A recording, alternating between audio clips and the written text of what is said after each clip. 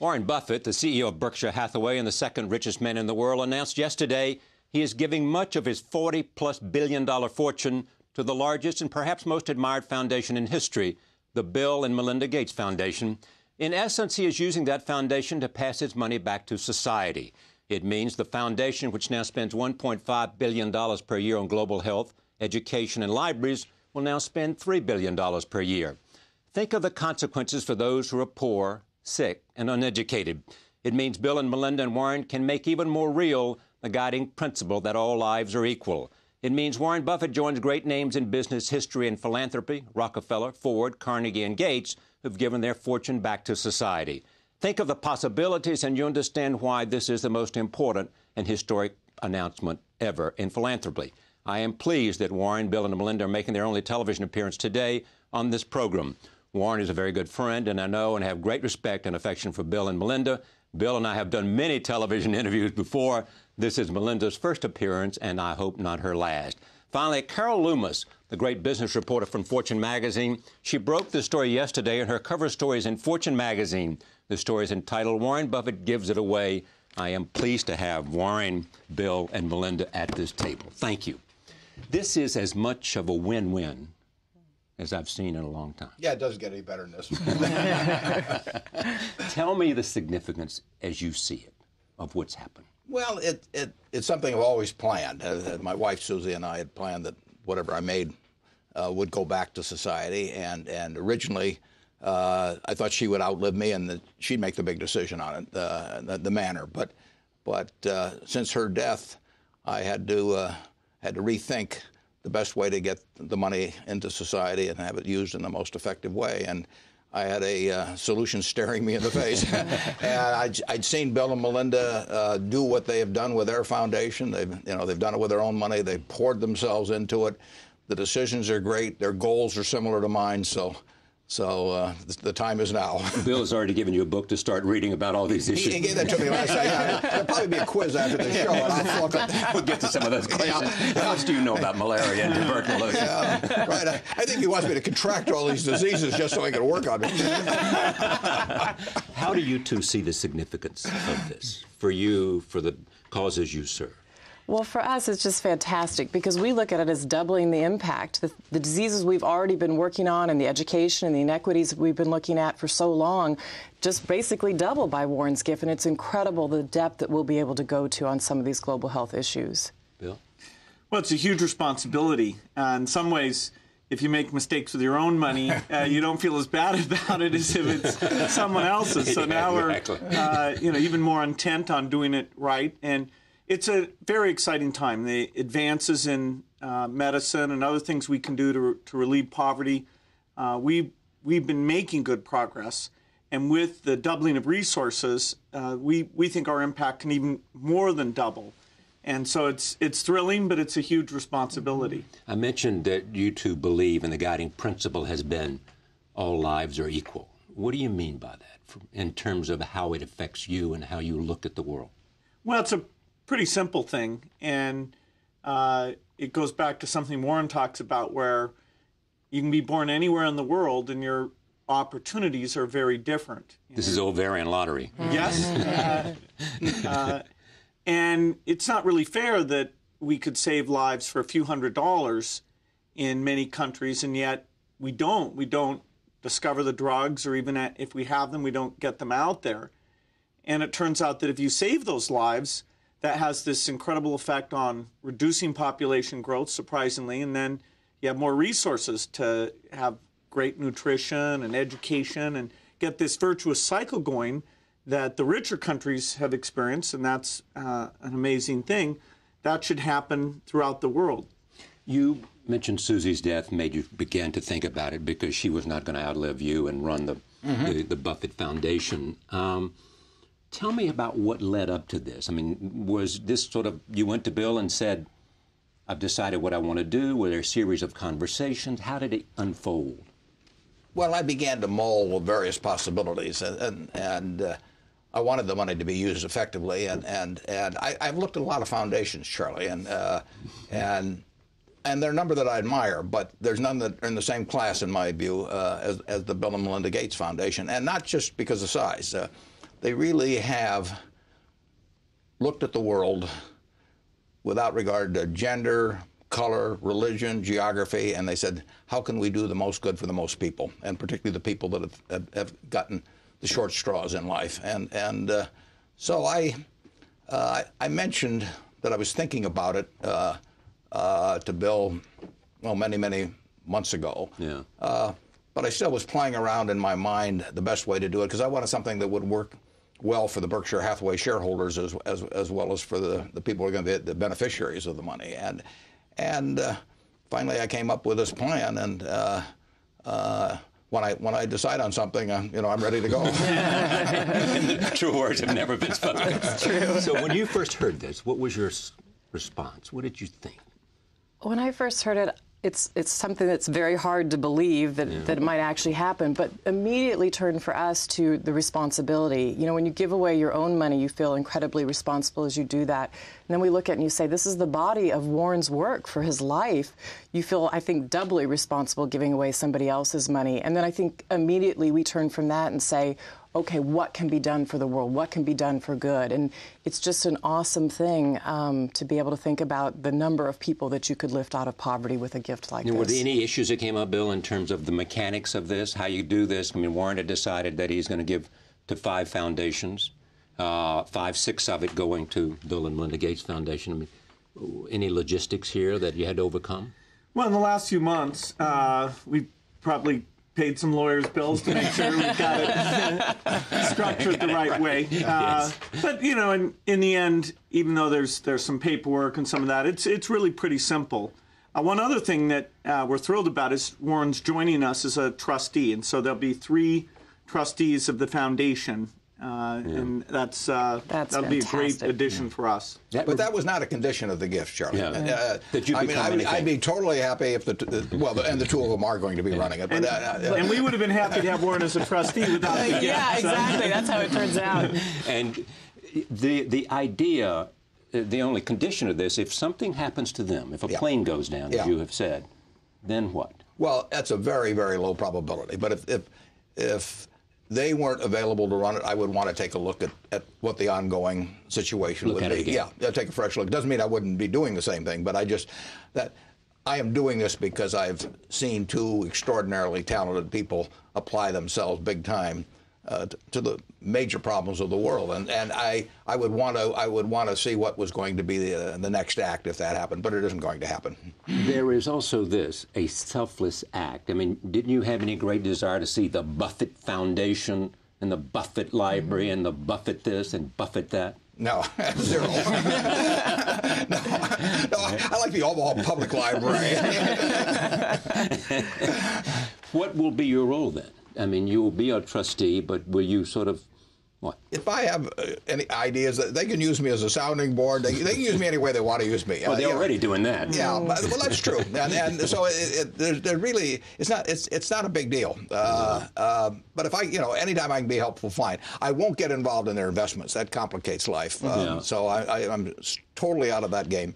Are their priorities your priorities? Yeah, overwhelmingly they mesh. Yeah, I wouldn't be doing it otherwise. And you have the Susan Thompson Foundation still looking at other issues, and the kids have foundations which are involved in a range of issues. I've seen what they're interested in. I mean, and I've seen the way they pour themselves into it.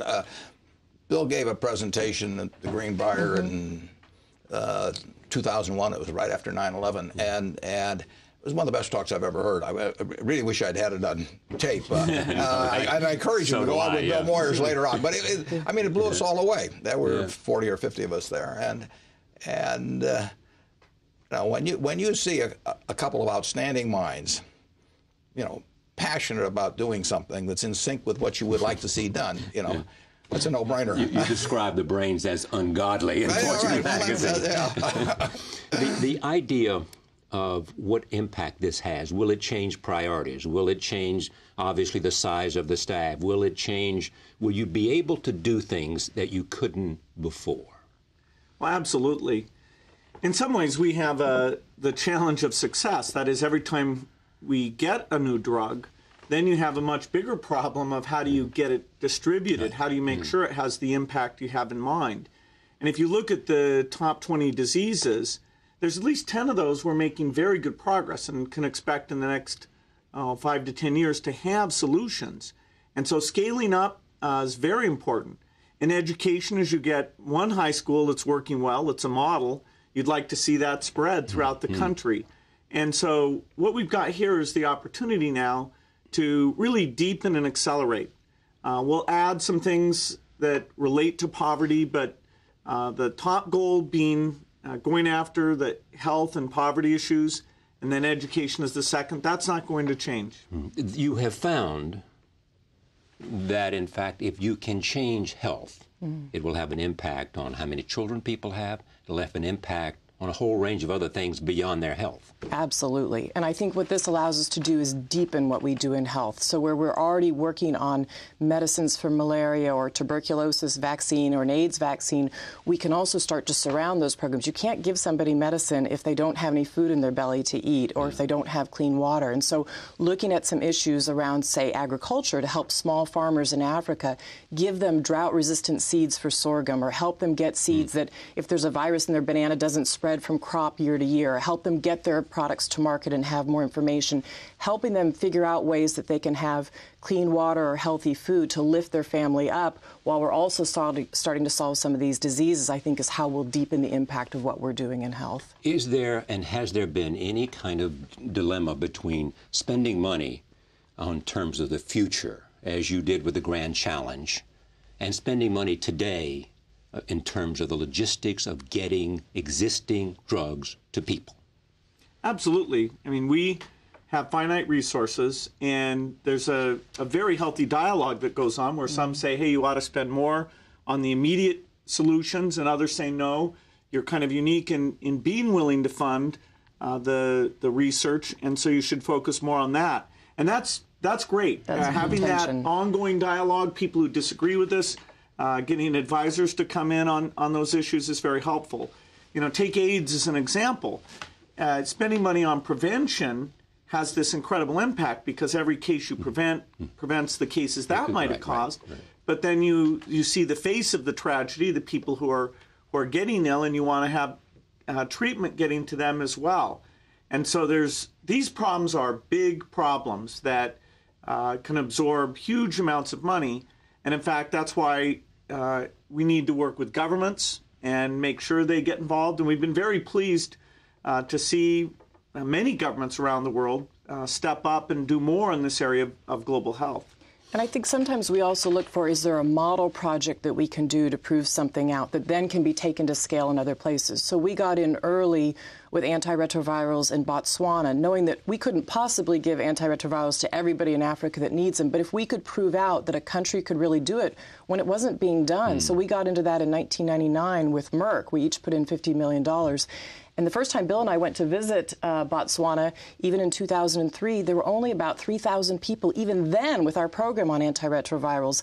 But now we've taken that where we've got 62,000 people in the country on antiretrovirals, and it was a model program. So then when the government money, the PEPFAR money came in from the U.S. government, that could be expanded in other countries. So a lot of times we'll go in that way. And the research in terms of all these things is an ongoing huge commitment in terms of the payoff coming down the road. In terms of, you mentioned the 20 diseases. Give us a sense of what diseases that you think we're around the corner from dramatic differences. Malaria, TB, HIV. Yeah, then there's a series of diarrheal diseases, including rotavirus that we have a new vaccine for, and two other causes of diarrhea. So that's the two biggest killers of kids under 5 are diarrhea and respiratory disease. And we see that we can get through about 5 different vaccines drastically eliminate those deaths. It's over 10 million children a year die, and those are the top 2 causes. And so the top 5, AIDS, TB, malaria, and those 2 childhood causes, we're making great progress there. The other 15, like visceral leishmaniasis, are less known because they're only in the tropical areas. Yes. But he's going to be my family doctor, Charlie. I can see that. This guy is. He's got it. Yeah, I want him in the operating room. Or you're expert on tropical diseases too.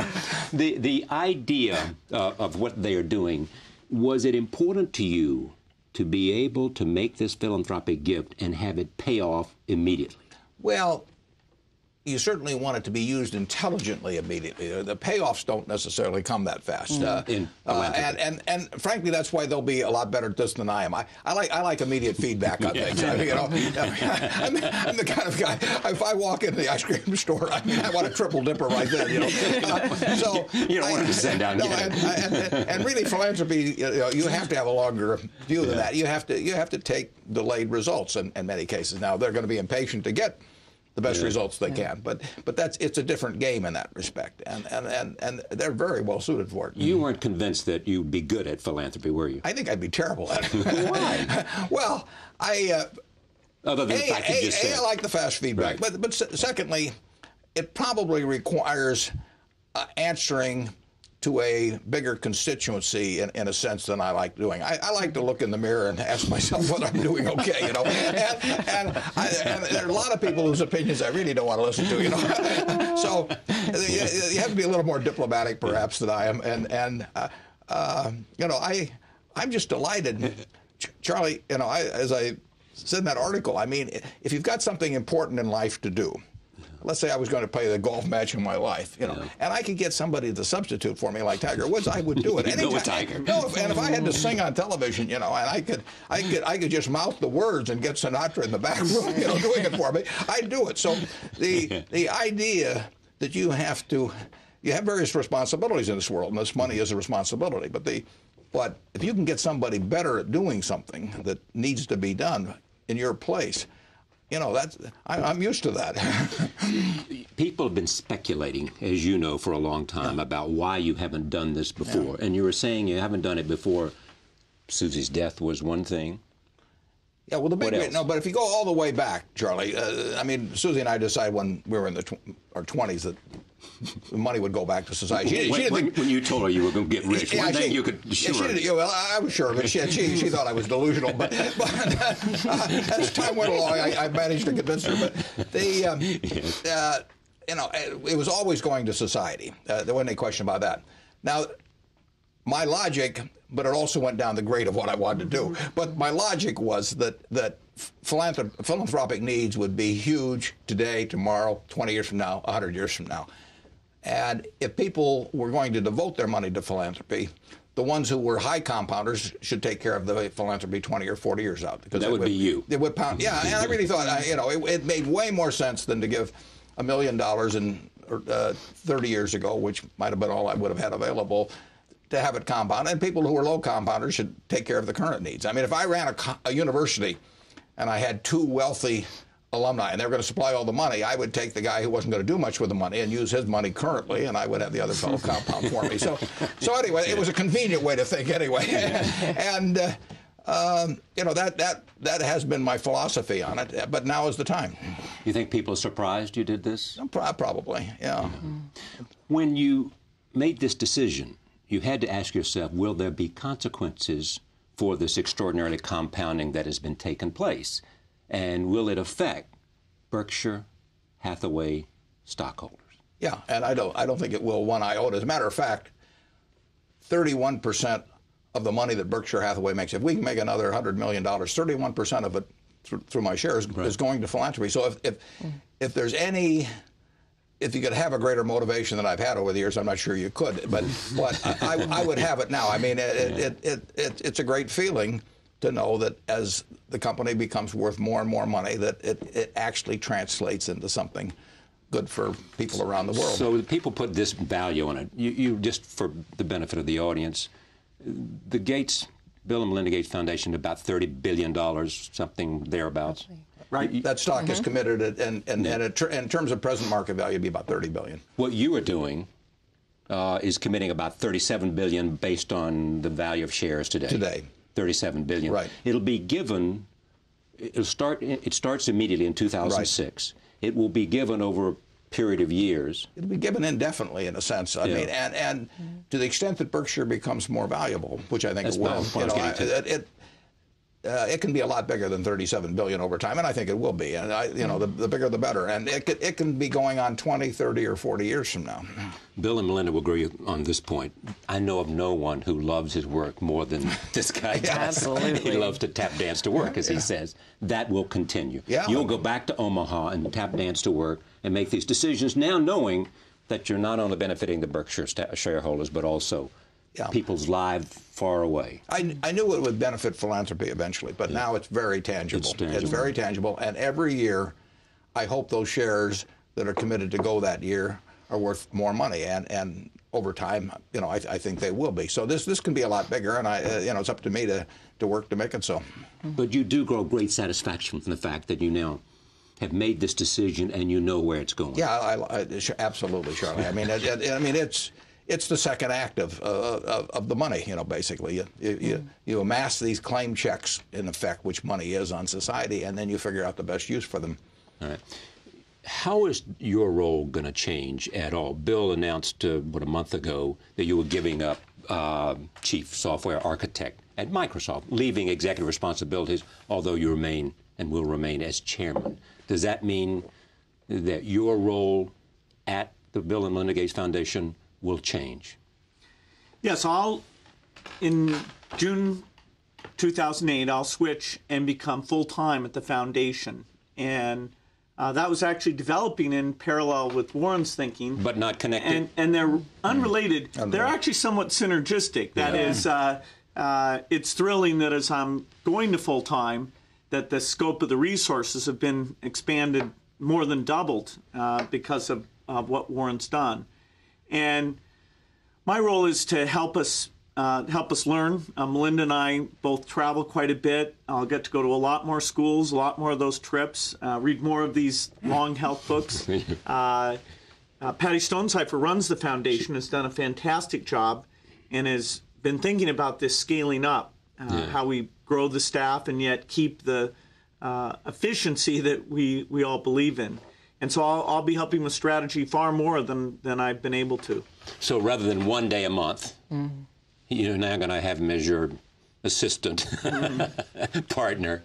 It's going to be great. We love doing this work together. What ought to be said, and Warren has reminded me of this in every conversation we've ever had, this is named the Bill and Melinda Gates Foundation for a very good reason in terms of her involvement in this from the get-go.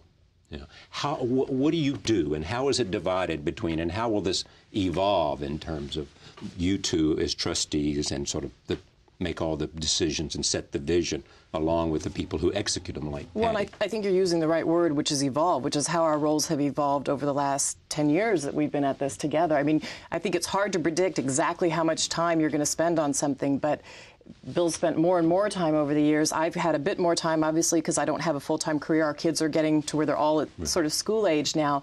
But, I think it gives us more time to travel together. I think it really gives you a depth to the work when you can go out to Bangladesh and be in the slums, go out to India and be there, be with the people in Africa. It gives you a real depth to understand what are the issues they're facing. There's an incredible program already in tuberculosis. It's been going on for a long time, where every day for 6 months, if you're trying to be treated of tuberculosis, they give you a pill. So I was out in Zambia and saw this going on recently.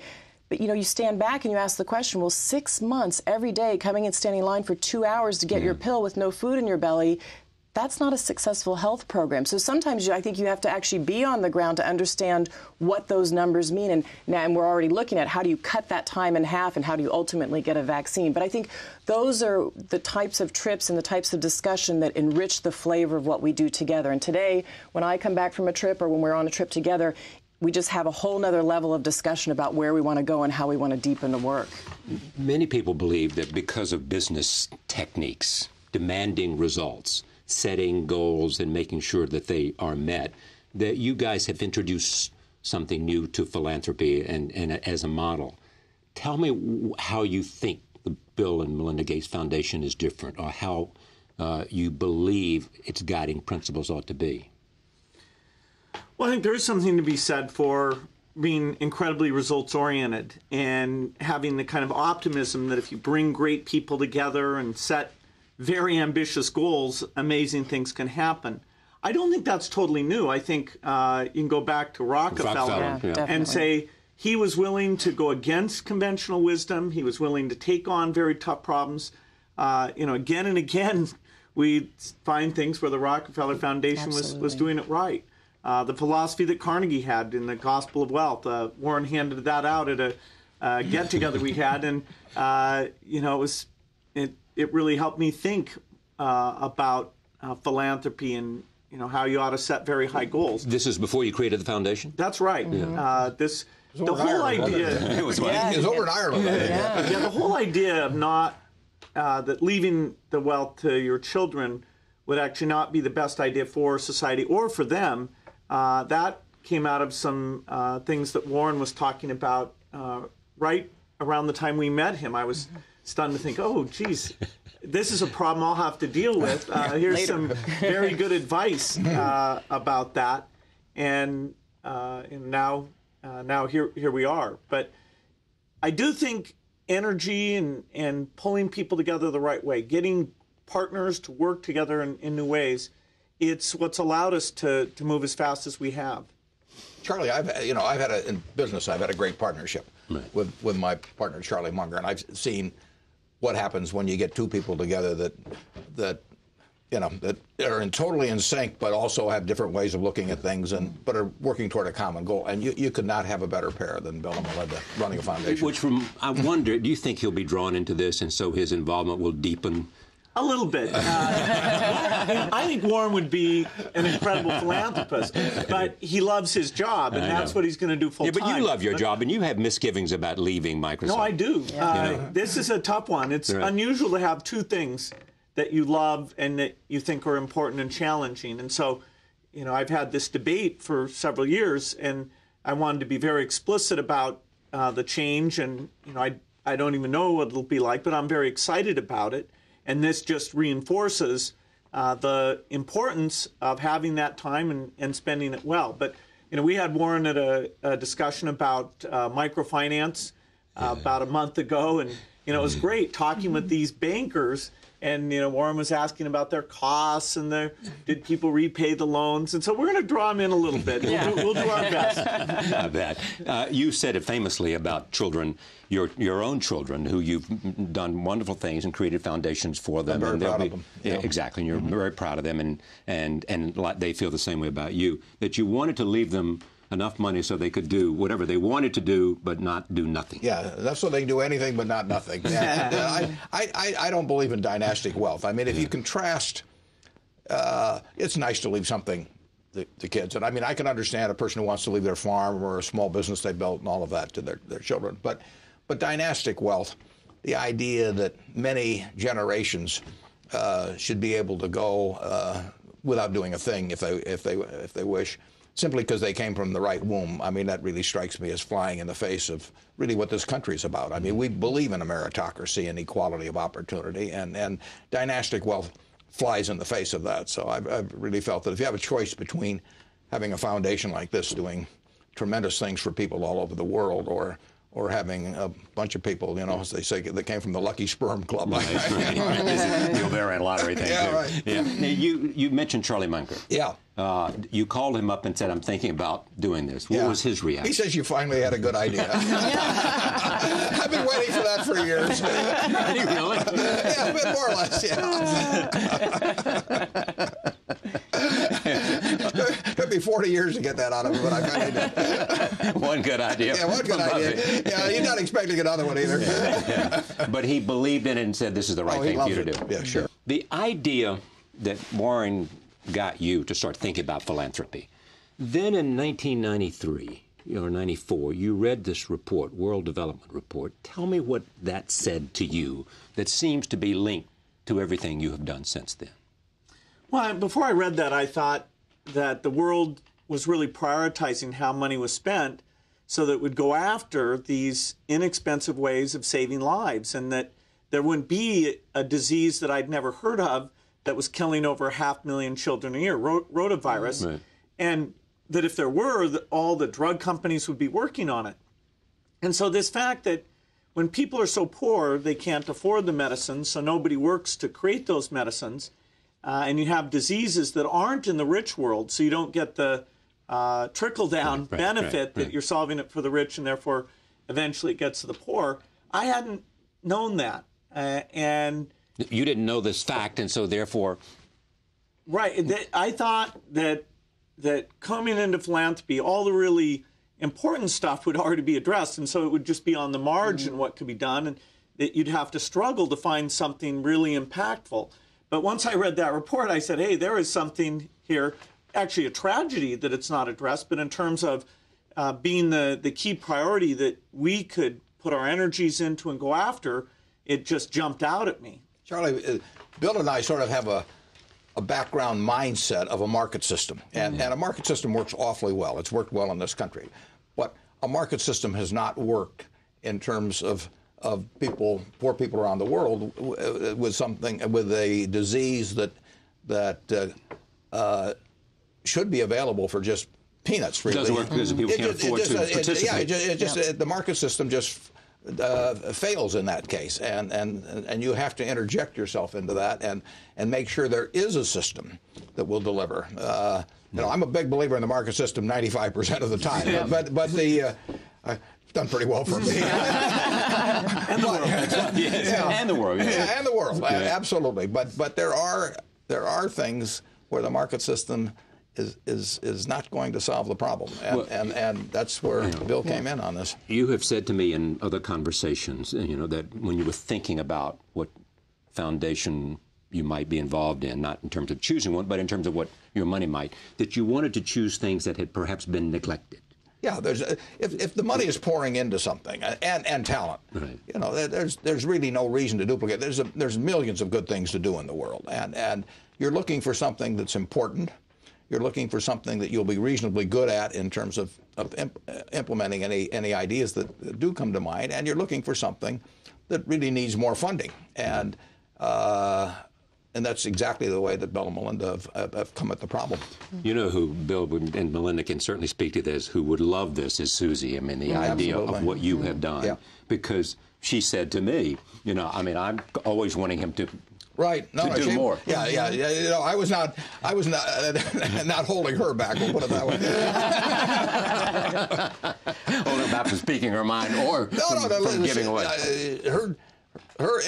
No one could have had better instincts about doing it, and she would have liked to start it much sooner and as soon as it could be done on a good scale. And I wouldn't quarrel with that. I mean, she saw people one at a time, and she saw them with needs now, and she was hit by that, obviously. So I don't disagree with that.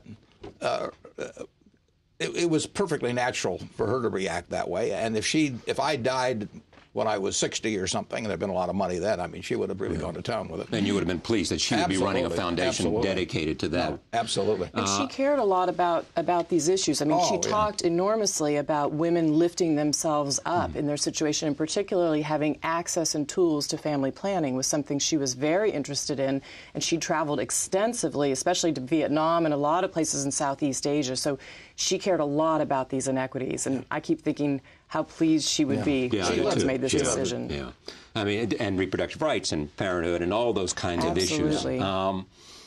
What are the things that you're not doing, not beyond the things we've talked about, where there is an important issue out there or an important cause that you haven't been able to get to simply because you've been too busy with your own priorities right now? Well, yeah, I wouldn't say that it's because we're too busy. It's that we chose at first to focus on the greatest need, where we saw these medicines could help or vaccines could help. But one of the things we've known that's also been on the back of our minds for some time is the more you travel around the world and meet these people who need these medicines, they're living in slums. I mean, the greatest amount of population growth is going to come in the cities in these countries. And so when you go to slums, there's a whole variation of what those look like, from ones that have absolutely no clean running water, no sanitation, no streets, the houses are made of reeds, to ones that actually are getting somewhat sophisticated, where they've built a latrine or they've got trash services or they might have a little bit of a paved road. So looking at how you could plan for that population growth and getting the governments to start thinking about it, so they put some infrastructure in place that when people move into those cities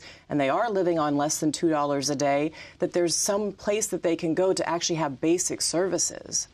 Do you feel some urgency now because of one, you're spending more time, B, you've got more resources, more in your arsenal, as you have said, to do more with respect to governments, because you have access to every head of state in the world, I'm sure, to get them more involved, because there are things, notwithstanding this edition, that in terms of sustaining impact, you're going to need other people to step up.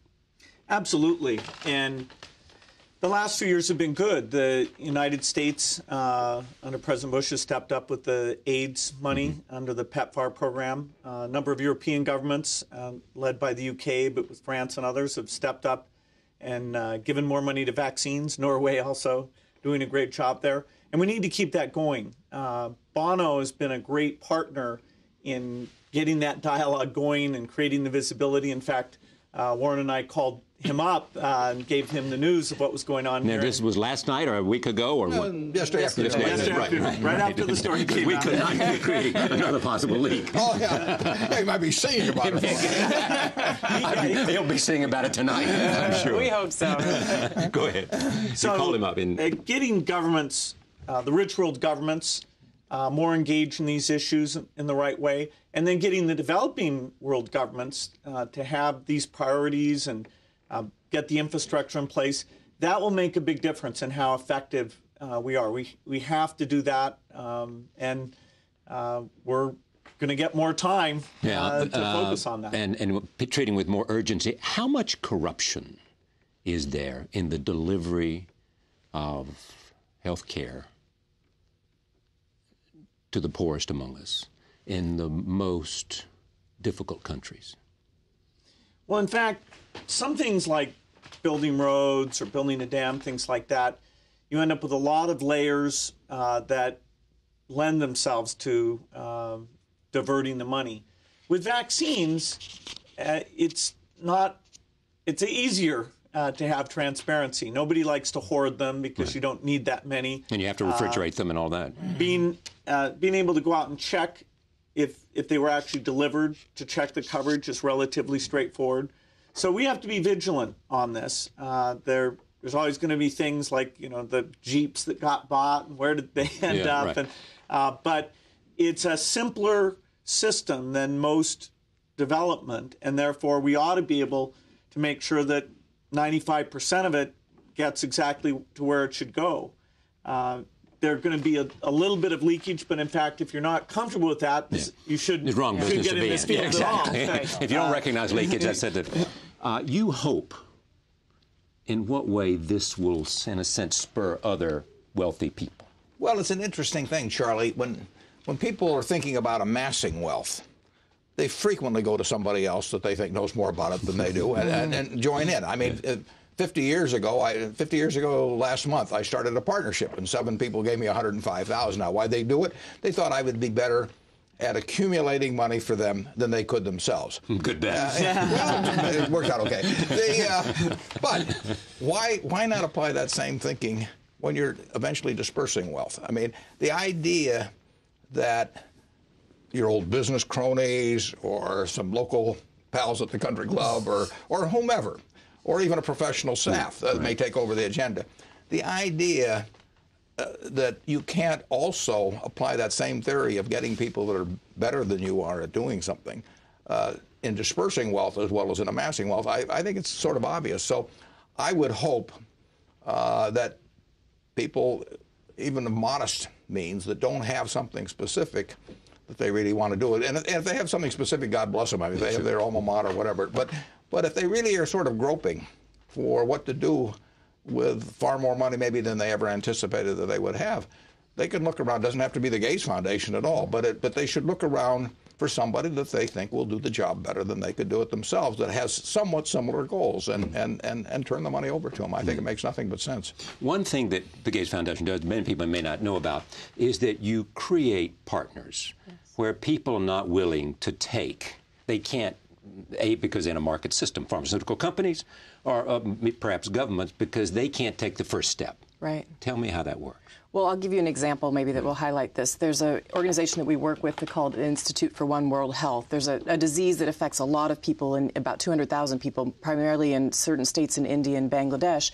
And this Institute for One World Health had seen this drug that had been proven that they thought that it worked in one place in Africa. But the drug was 50 years old. It had been created in Italy. There was only one lab in Malta that still was working on it. And they said, look, if we could really do the final stage trials of this drug and prove out that it could work on this disease, Kala-Azar visceral leishmaniasis, and really get it out there, we could save a lot of lives. And so we've worked with them to help them finish the trials. Now we're helping them push it through the regulatory body in India, which takes a whole other set of learning and infrastructure to do.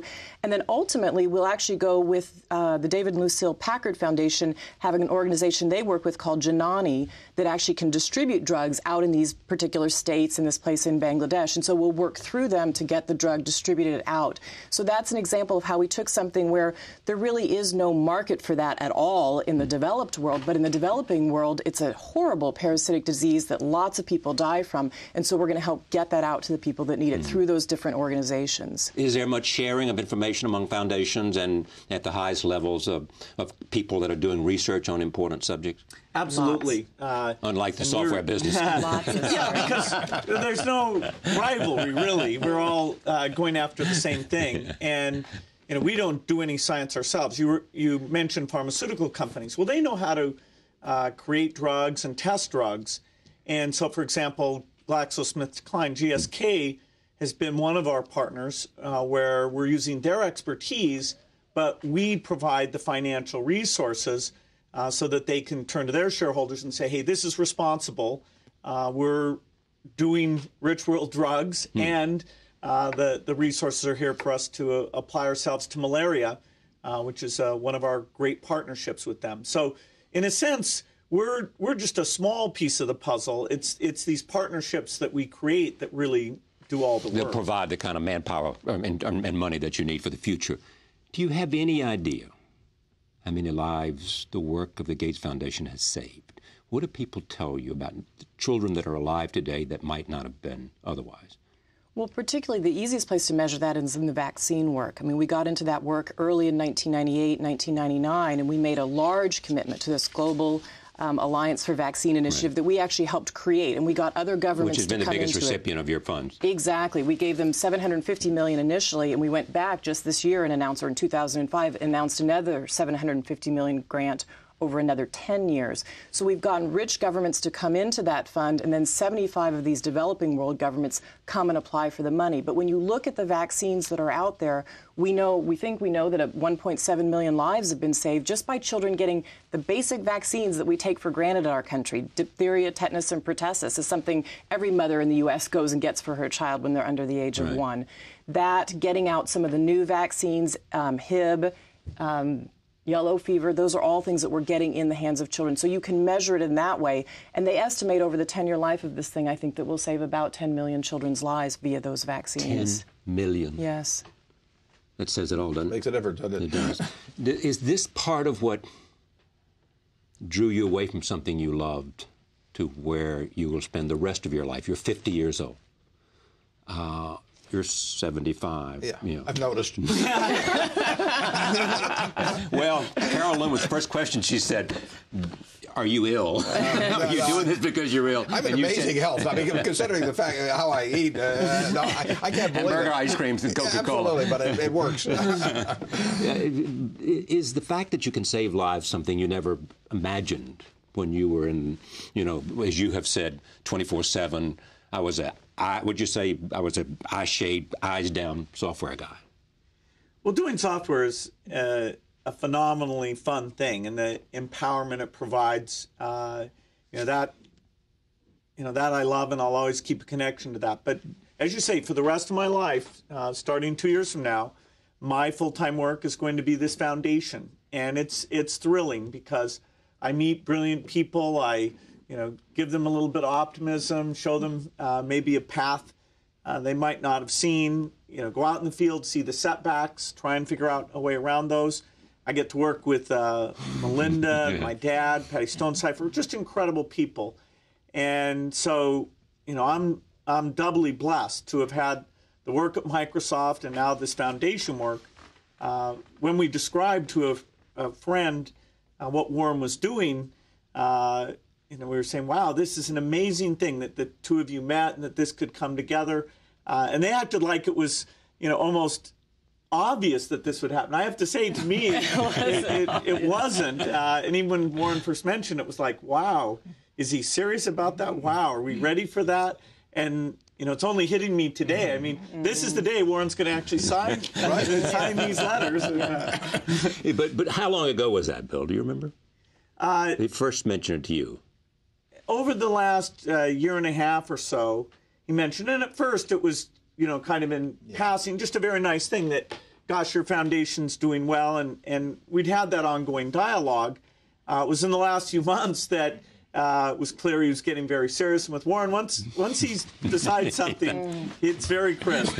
The other thing I know about you, once you make a decision, you don't look back. You have not lost one moment of sleep because I might be doing the wrong thing. I might maybe nothing. Nothing. Do you wish you had done this earlier?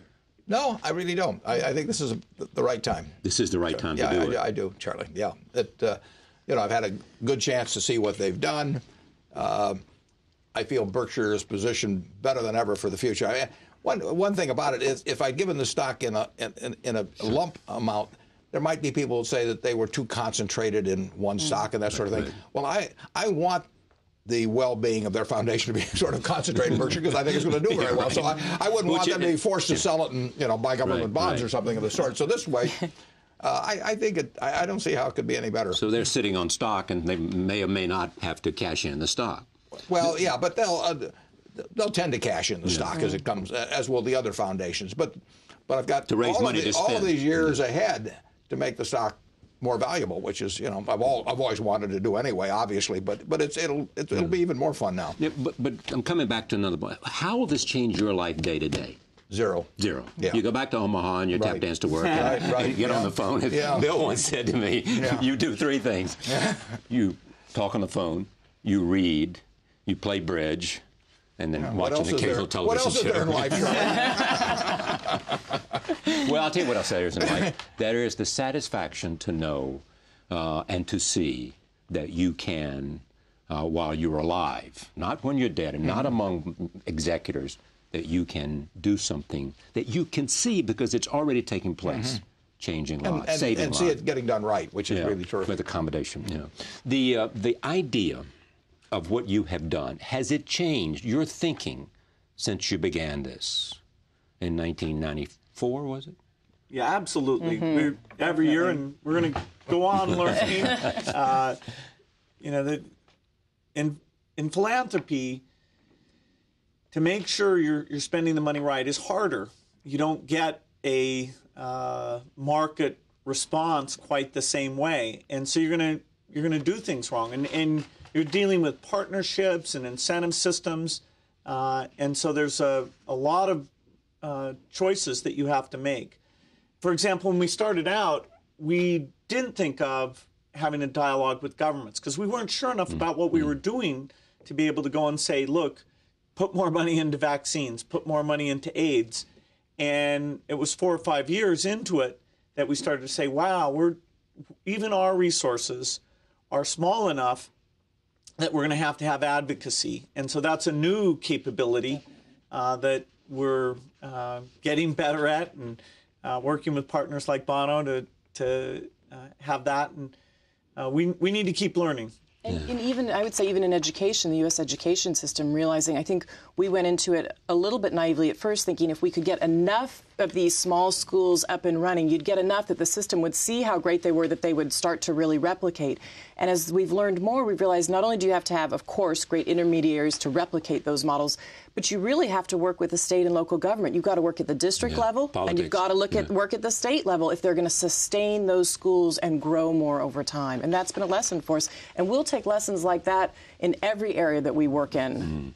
The 60% of the Gates Foundation is directed to global health, as I understand it. And the other 40 is education, especially high school education and libraries. That pretty much will not change in terms of the percentage of what you spend in the future? That's right. The global health, which we also now include global development, Right. so the finance and agriculture and slums and sanitation. That's going to be 60+%. And then education, which is very focused on the United States. We said, what's the biggest inequity in the world and what's the biggest issue for the country that we were lucky enough to grow up in to maintain its incredible position and its incredible contributions. And so that will stay as our other big priority and be about a third of the resources. So both will be scaling up with this incredible gift. Global health has gotten more attention, some would say. Is it simply because it's much more visible, or have the successes there been more tangible than in education? Well, I think you have to realize that global health is a whole mix of problems. I mean, we're talking about malaria and tuberculosis and HIV and rotavirus. So when we talk about it, it's hard to talk about it as all one thing. And I think Bill and I are both equally passionate about how do you lift up these people from poverty, but all the issues related to them.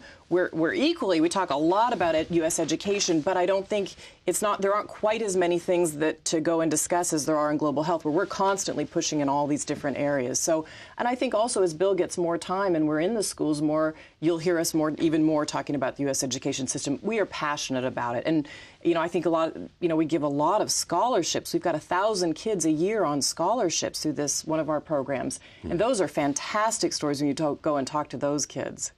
Thank you for coming. It's great to have you here on this program to talk about this. And I hope you'll do this again now that I've got you to the table. I wouldn't miss the point. Bill, it's great to see you. I mean, I think you and I have done more interviews than anybody else, and it's always a pleasure to have you on the program. This is a great day for you. It's a great day. It really is. And there is a sense of excitement about it because it is about the future and it's about changing lives. And I'm deeply, deeply thankful that you came here because it is such an incredible story of spirit and as you said, the spirit of your late wife, Susie, is part of what's happened here today. Thank you. Thank you all for joining me. Thank you for joining us. The Bill and Melinda Gates Foundation, as of today, is a much different foundation with the same goals, but more, as Bill would say, in its arsenal to make an impact on people's lives around the world, every life that is equal. Thank you for joining us. We'll see you next time.